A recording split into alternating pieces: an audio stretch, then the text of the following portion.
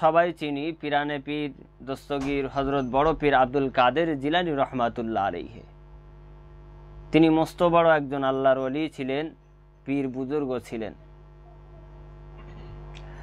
তিনি যখন ছোট্ট বাচ্চা, 8 বছরের শিশু, তিনি যখন মাদ্রাসায় পড়বেন, মা মাদ্রাসায় পাঠাবে, তানার প্রাথমিক শিক্ষা হলো যে কোরআনী শিক্ষা তানার মা তাকে দেবে। তো সর্বপ্রথম মা যেমন হয় সন্তান তেমন হয়। মা বলছে, বাবা মাদ্রাসায় যাবে, জীবনে যেন কোনো সময় মিথ্যা কথা বলবে না, আর তোমার জামার ভিতরে বগলের তলায় আমি 40 দিরহাম অথবা 40টা সোনা মুদ্রা এই জামার ভিতরে আমি সেলাই করে দিচ্ছি। তোমার ওস্তাদ হুজুরের কাছে গিয়ে এই 40টা সোনার মুদ্রা জামায় থেকে খুলে ফেলবে। পিরানে পীর বড় পীর আব্দুল কাদের জিলানী রহমাতুল্লাহ আলাইহি মার কাছ থেকে দোয়া নিয়ে একজন কাফেলা বাগদাদে যাচ্ছিল। বাগদাদের মাদ্রাসায় যাবে, ছেলেটাকে সেই কাফেলার সঙ্গে পাঠিয়ে দিয়েছে। কাফেলা যেতে যেতে যেতে যেতে রাস্তার মাঝখানে হঠাৎ করে একটা ডাকাতের কবলে পড়ে যায়। ডাকাত দল রাস্তার মাঝখানে ধরে ফেলে। ও বাবাজিরা, ও কাফেলা, তোমরা এই রাস্তা দিয়ে কোথায় চলেছো? রাস্তা দিয়ে কোথায় যাও? তখন কাফেলা বলেছিল, আমরা ওই বাগদাদের মাদ্রাসায় এই বাচ্চাটাকে আমরা নিয়ে যাচ্ছি, আমরা একজন কাফেলা। ডাকাত দল বলেছিল, বাবা যার কাছে যা আছে সবাই বার করো। তখন সবাই চুপচাপ হয়ে গেল। বড় পীর আব্দুল কাদের জিলানী রহমাতুল্লাহ আলাইহি ছোট্ট বাচ্চা চিন্তা করতে লাগলো যে আমার মা তো জীবনে কোনোদিন মিথ্যা কথা বলতে বলেনি, আমি এই কঠিন পরিস্থিতিতে আমি মিথ্যা কথা বলবো কিভাবে? আমার মা তো বলে দিয়েছে। ডাকাতের দল, দস্যুর দল বড় পীর আব্দুল কাদের জিলানী রহমাতুল্লাহ আলাইহি ছোট্ট বাচ্চা শিশুটাকে ধরলো। বাবা শিশু, তোমার কাছে কি আছে?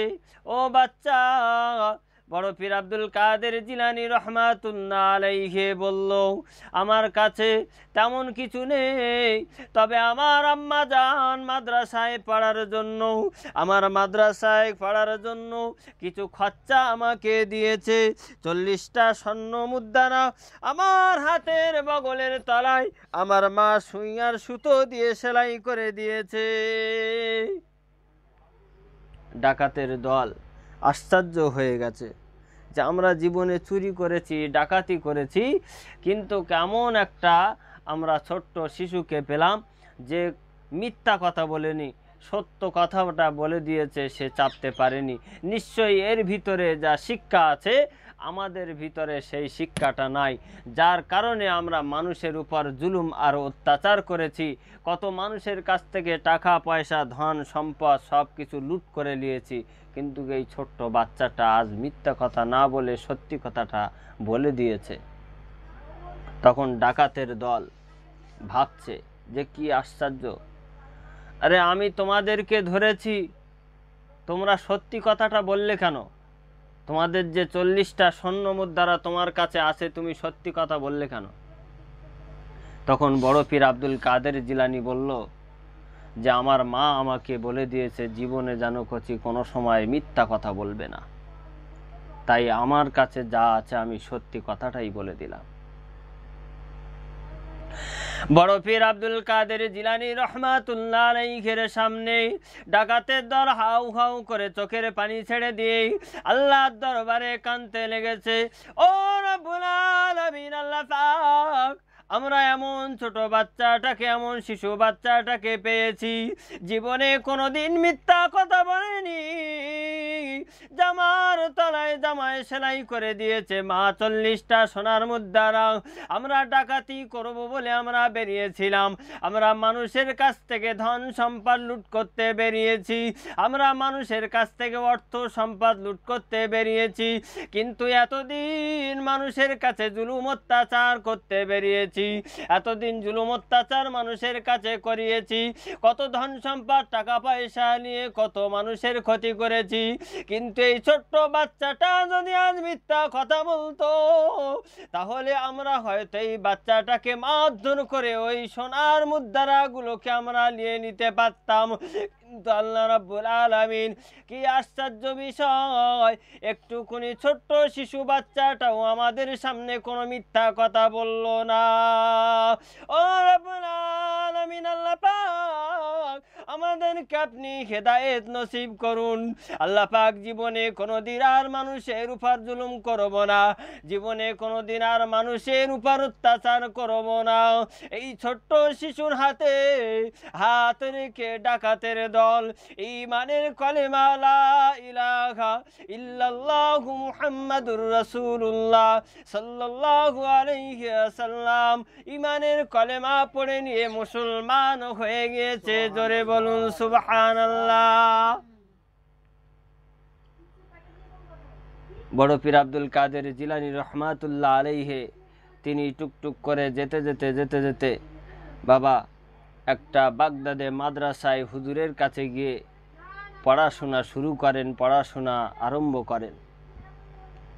যখন হিফজ ছাত্রদের হিফজ শুরু করা হয়, তখন সূরা ফাতিহার পরে সূরা বাকারা, আলিফ লাম মিম যালিকাল কিতাবু লা রাইবা ফি, এখান থেকেই সবক লওয়া শুরু হয়।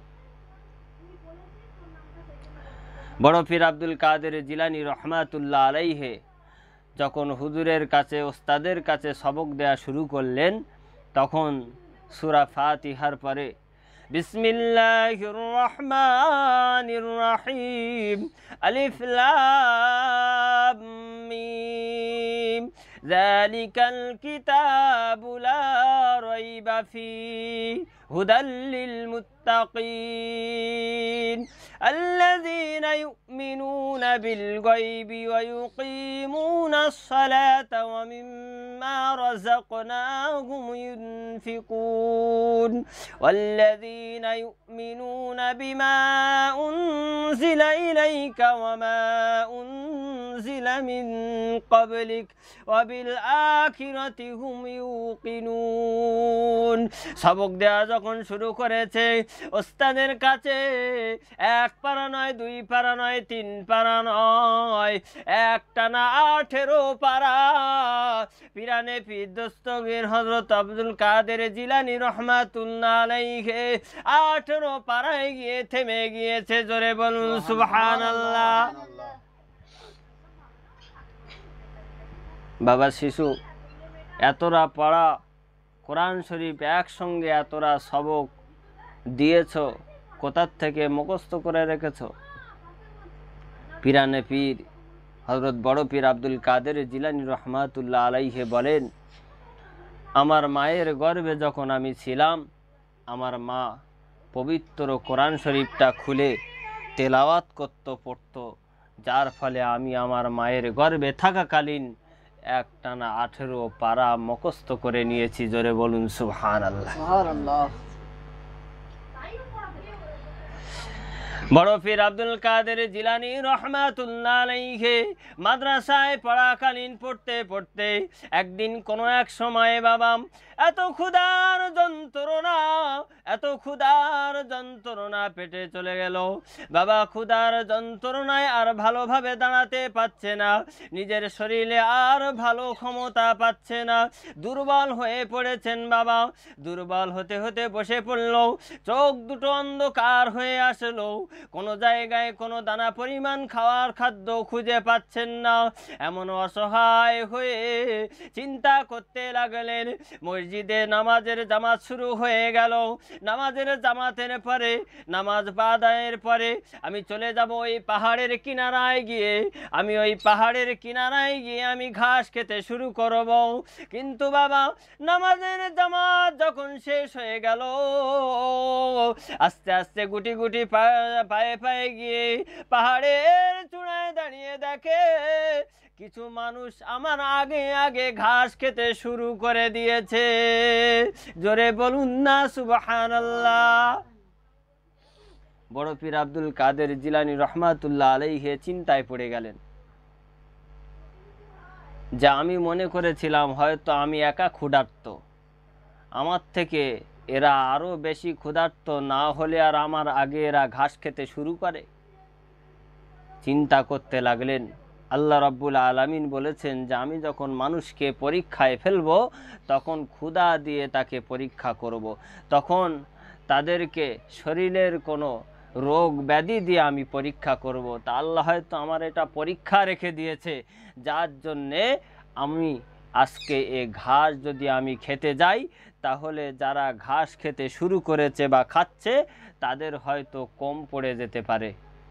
না, আমার উচিত হবে না এ ঘাস খাওয়া।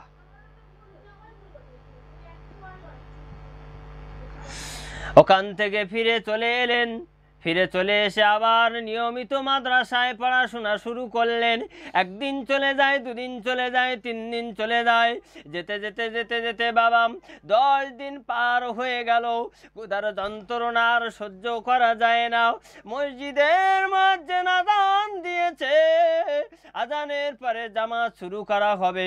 জামাত যখন শুরু করা হবে তিনি আর ক্ষুধার যন্ত্রণা সহ্য করতে পারছেন না। আল্লাহ রাব্বুল আলামিনের দরবারে হাত তুলে দোয়া করছেন, আল্লাহ কি করব, আমি তো আর শরীরে কোনো ক্ষমতা পাচ্ছি না, আমি তো আর উঠতে পারছি না। একাকী নামাজে দাঁড়িয়ে গেলেন। নামাজে দাঁড়িয়ে দাঁড়িয়ে চিন্তা করতে লাগলেন, ক্ষুধার যন্ত্রণা, আল্লাহ পাক আমাকে বিশাল কঠিন পরীক্ষায় পরীক্ষিত করছেন, এই পরীক্ষায় আমাকে পাশ করতেই হবে। এই চিন্তা করতে করতে নামাজের মধ্যে পাশে একজন এসে খাবার খেতে শুরু করে দিয়েছে। বড় পীর আব্দুল কাদের জিলানী রহমাতুল্লাহ আলাইহির নফস চিন্তা করছে, বড় পীর, হে আব্দুল কাদের, নামাজ ছেড়ে দিয়ে খাওয়া শুরু করো, আগে খাওয়া তারপরে নামাজ।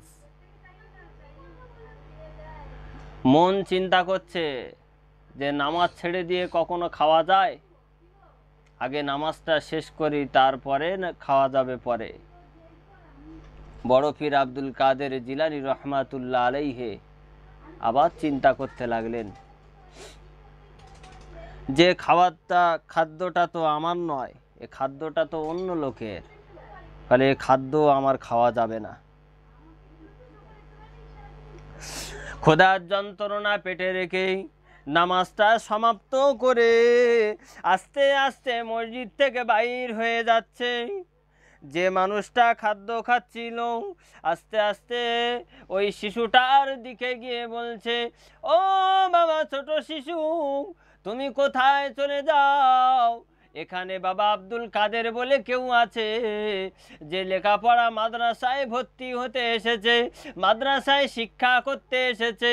আমি তার জন্য তার মায়ের কাছ থেকে কিছু খাদ্য নিয়ে এসেছি, কিছু পয়সা নিয়ে এসেছি। আমি ক্ষুধার যন্ত্রণা সহ্য করতে না পেরে আমি কিছু খাবার কিনে আমি একা একা খেতে বসে গিয়েছি। জোরে বলুন সুবহানাল্লাহ। এখানে কোথায় আব্দুল কাদের বলতে পারবে তার আম্মা জান আমার কাছে কিছু পয়সা, কিছু খাদ্য আমার কাছে পাঠিয়েছে আমানত স্বরূপ, আমি তার কাছে পৌঁছে দিতে চাই। রাখে আল্লাহ, মারে কে? বড় পীর আব্দুল কাদের জিলানী রহমাতুল্লাহ আলাইহি বললেন, বাবা, আমি সেই আব্দুল কাদের যে মাদ্রাসায় পড়াশোনার জন্য আমি অনেক দূর থেকে সফর করে এসেছি, আর আমার ক্ষুধার যন্ত্রণা এতটাই বেড়ে গিয়েছে যে আমার শরীরের কোনো শক্তি বলতে নাই, এমনকি আমি উঠে দাঁড়াতেও ভালোভাবে পাচ্ছি না। আল্লাহ রাব্বুল আলামিন রিজিক দান করে, সে যেখানেই থাকুক তার রিজিক সেইখানেই পৌঁছে যায়।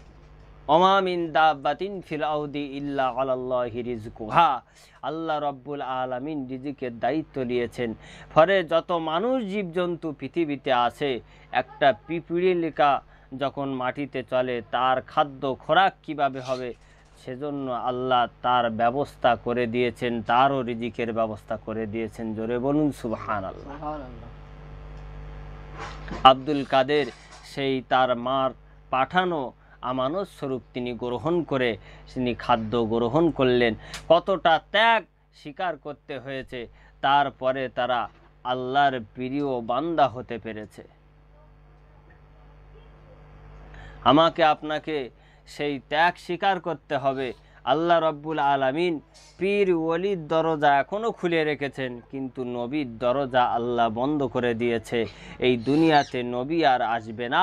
শেষ জামানার নবী, আখেরি জামানার নবী হযরত মুহাম্মদ মুস্তাফা সাল্লাল্লাহু আলাইহি ওয়াসাল্লাম, তানাকেই শেষ নবী হিসাবে পাঠিয়েছিলেন আল্লাহ রাব্বুল আলামিন। আর এ দুনিয়াতে নবী পাঠাবেন না।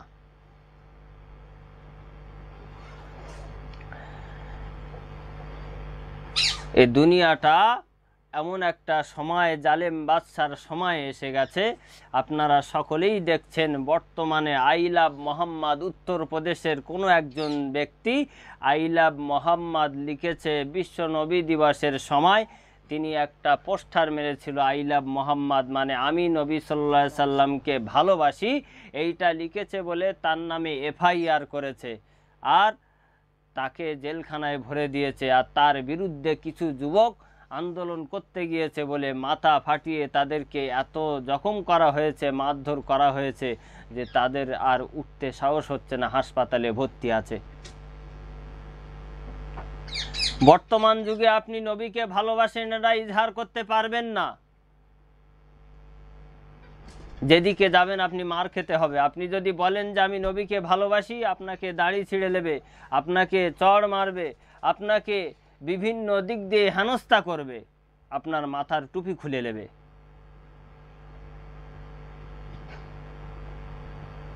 আল্লাহর নবীর জামানায় আল্লাহ সাহাবীরাও এক সময় দুর্বল হয়ে পড়েছিল, কিন্তু আল্লাহ রাব্বুল আলামিন কোরআন শরীফে বলেছেন আমাকারু আমাকারাল্লাহ আল্লাহু খায়রুল মাকিরিন।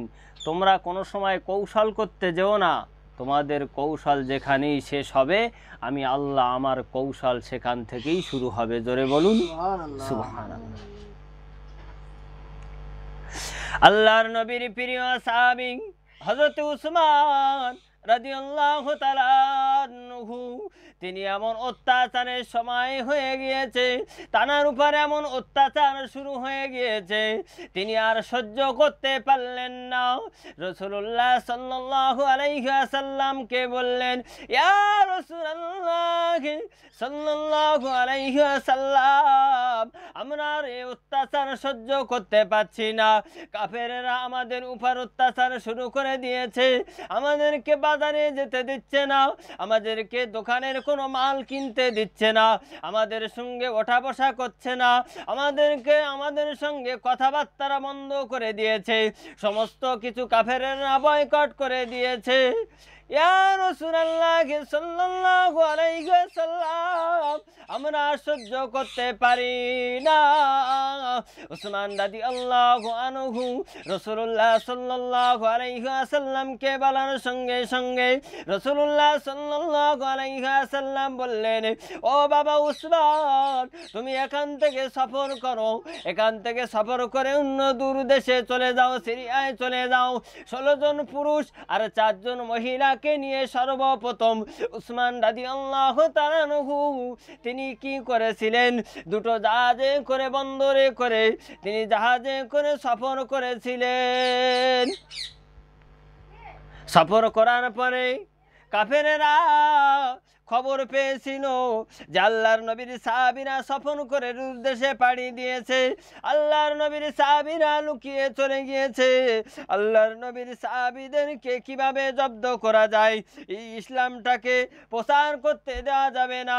মুহাম্মাদের কলেমা পড়ে যারা ঈমান আনবে তাদের এই মক্কার জমিনে মদিনার জমিনে টিকতে দেওয়া যাবে না।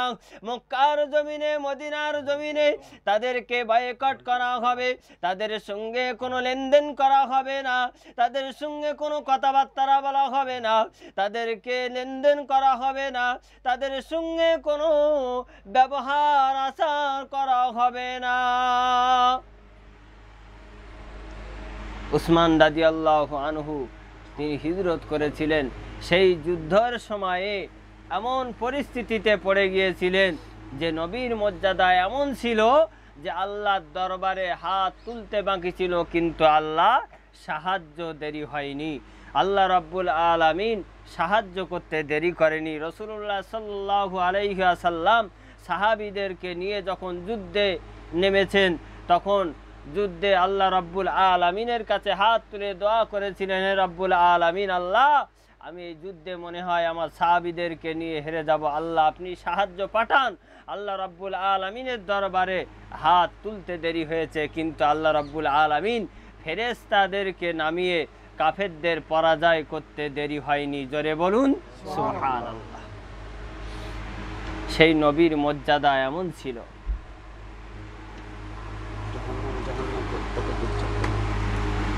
আল্লাহ রাব্বুল আলামিন নবীর মর্যাদা এমন করেছিলেন, ইন্না আউওয়ালা বাইতুন উদিআ লিন-নাসি লাল্লাযী বিবাক্কাতা মুবারাকান ওয়া হুদাল লিল আলামিন।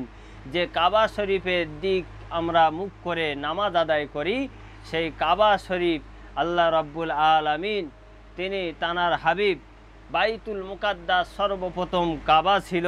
বাইতুল মুকাদ্দাসের দিকে মুখ করে যখন নামাজ আদায় করছিল, নবীজি মনে মনে সংকল্প করছিল যে আহারে যদি এই কাবা শরীফের দিকে মুখ করে নামাজ আদায় করতাম তাহলে আমার মনে আমার দিলটা ঠান্ডা হতো, আমার কলিজাটা জুড়িয়ে দিত, আমার উম্মাতিরা খুশি হতো। তখন আল্লাহ রাব্বুল আলামিন কোরআনের আয়াত নাজিল করে দিলেন, قد جاءكم قد نرى تقلب وجهك في السماء فلنولينك قبلة ترضاها فول وجهك شطر المسجد الحرام। জিবরাইল আলাইহিস সালাম এসে বলেছিলেন, হে নবী, আপনি মনে মনে যেটা সংকল্প করেছিলেন আল্লাহ দরবারে সেটা কবুল হয়ে গিয়েছে। আপনি এখনই নামাজের মধ্যে কিবলামুখ হয়ে যান। জোরে বলুন সুবহানাল্লাহ। আল্লাহ রাব্বুল আলামিনের নিয়ামত এখন আপনি ভাবতে পারবেন না, কল্পনা করতে পারবেন না, কল্পনার কোনো শেষ নেই। আল্লাহ রাব্বুল আলামিন জান্নাত আর জাহান্নাম তৈরি করেছেন।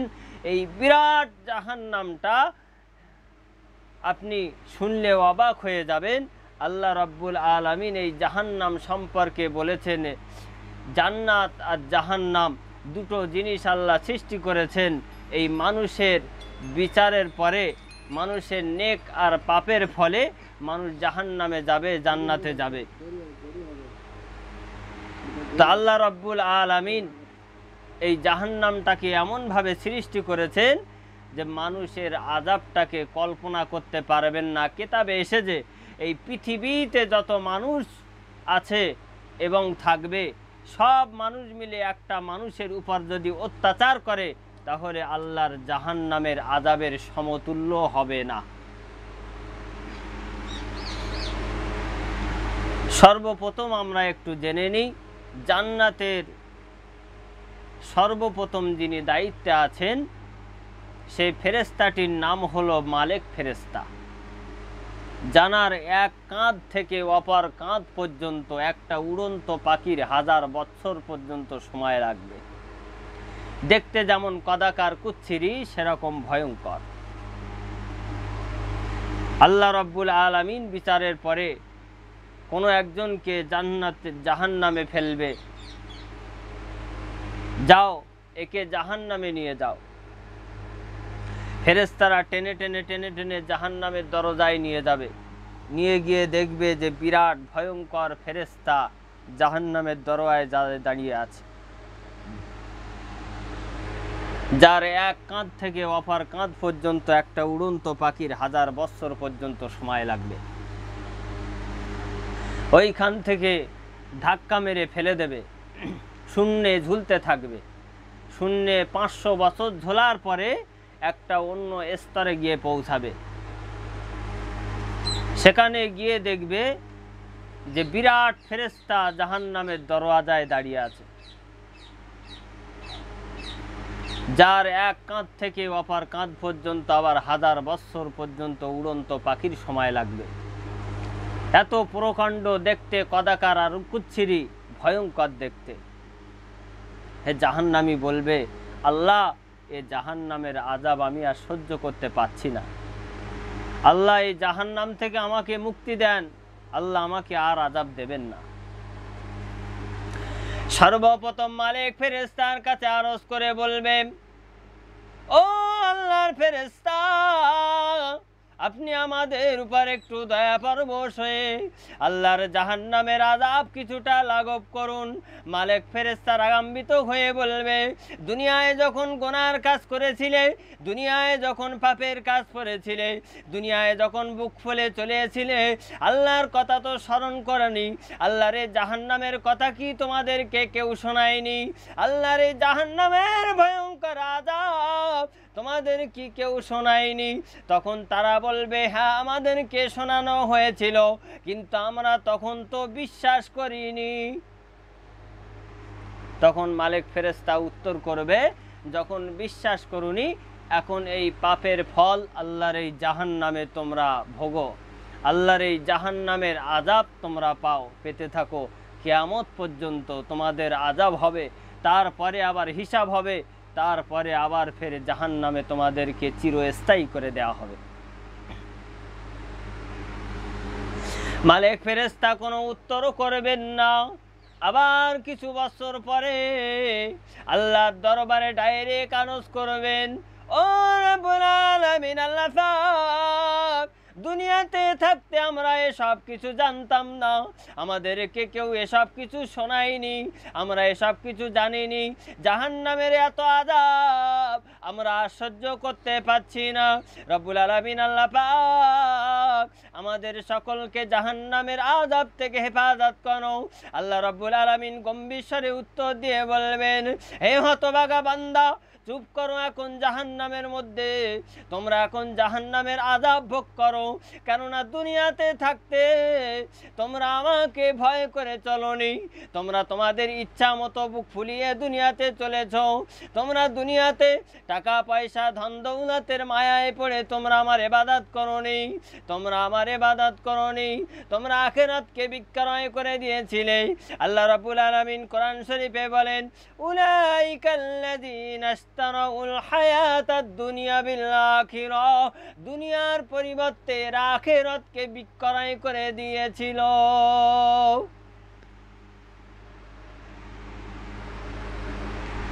সেই মহান রব্বুল আলামিন আল্লাহকে ভয় করুন, যে বিশাল এই জাহান্নামে যাদেরকে ফেলা হবে, কিতাবে এসেছে একটা একটা জাহান্নামীদের শরীর এত প্রকাণ্ড হবে, 40 গজ চামড়া পুরো হবে, আর 40টা হাতির সমান তার এই শরীরের গঠন দেওয়া হবে, যাতে করে এই চামড়াটা টানতে টানতে আযাব দিতে আরো সুবিধা হয়।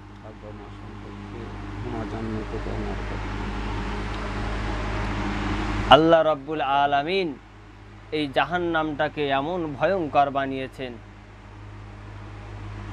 100 ভাগের মধ্যে 1 ভাগ নিয়ামত এই দুনিয়ায় আল্লাহ পাঠিয়েছে, তার মধ্যে 99 ভাগ নিয়ামত আল্লাহ লুকিয়ে রেখে দিয়েছে। আর এই দুনিয়ার মধ্যে সব থেকে বড় নিয়ামত হলো আব্বা আর মা।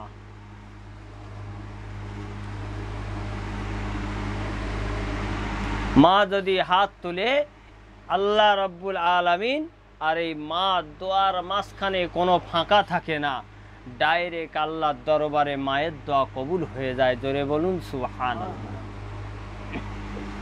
আমরা এমনও হতভাগা ছেলে আছি, এমনও হতভাগা আল্লাহর বান্দা আছি যে আমরা এখনো পর্যন্ত আমাদের জনম দুঃখিনী মা আর আব্বাকে এই দুনিয়ার জমিনে আমরা খেতে দিতে পারি না, পড়তেও দিতে পারি না। আমরা বৃদ্ধাশ্রমে দিতে আমরাও দ্বিধাবোধ করি না এই সমাজে।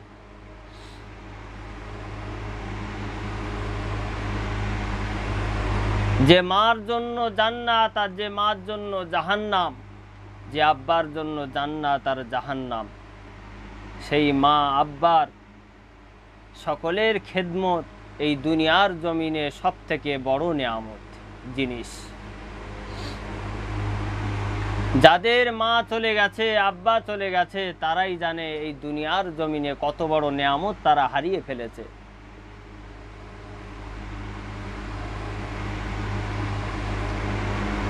নবী আমার 6 বছর বয়সে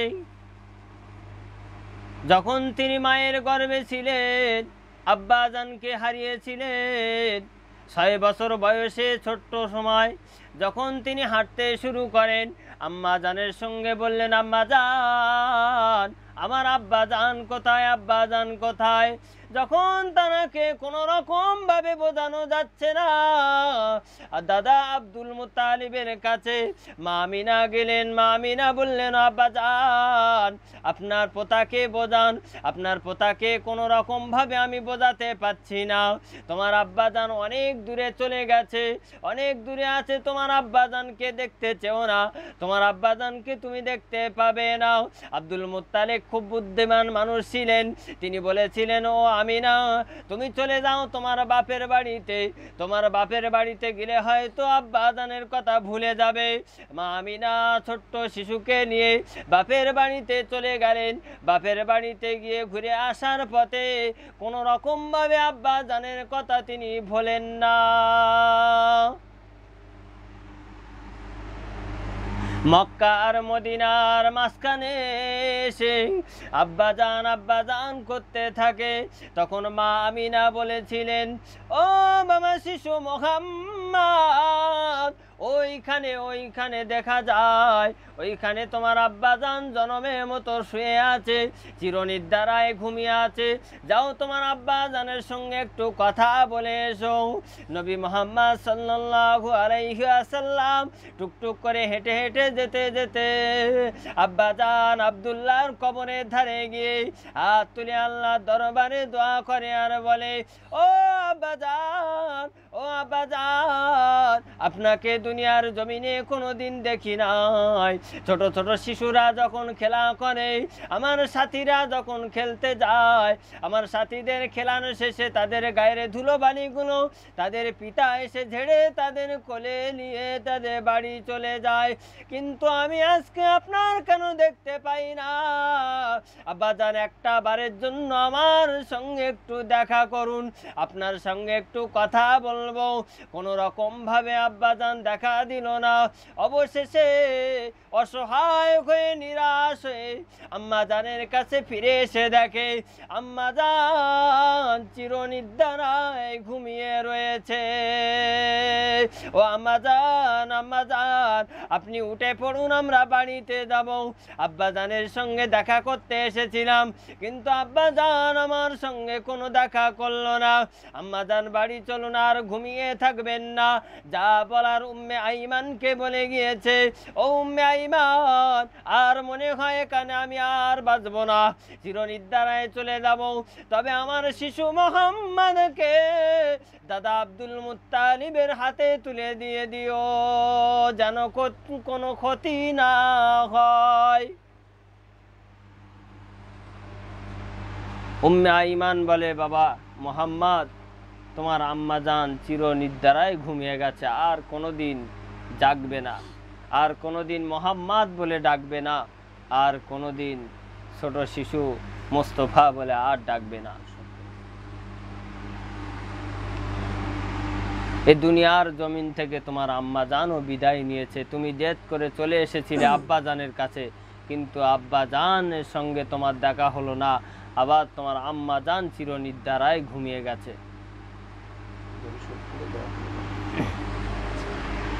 নবী সাল্লাল্লাহু আলাইহি ওয়াসাল্লাম তিনি মায়ের গর্ভে থাকাকালীন আব্বাজানকে হারিয়েছেন, 6 বছরে আম্মাজানকে হারিয়েছেন, 8 বছরে দাদা আব্দুল মুত্তালিবকে হারিয়েছেন, 8 বছর পরে চাচা আবু তালেবের কাছে তিনি মানুষ হন।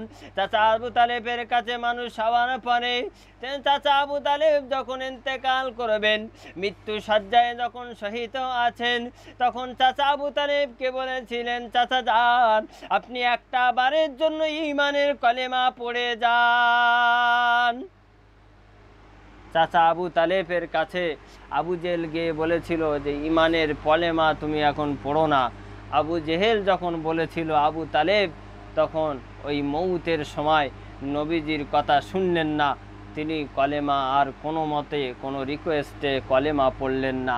নবীজি সাল্লাল্লাহু আলাইহি ওয়াসাল্লামের কাছে আল্লাহর তরফ থেকে হুকুম এলো, হে আমার পেয়ারা হাবিব, আপনি আর আপনার চাচাকে ঈমানের দাওয়াত দেবেন না, আপনি আর আপনার চাচাকে কলেমা পড়ার জন্য অনুরোধ করবেন না, কেননা আমি হলাম হেদায়েতের মালিক, আমি আল্লাহ, তুমি নয়।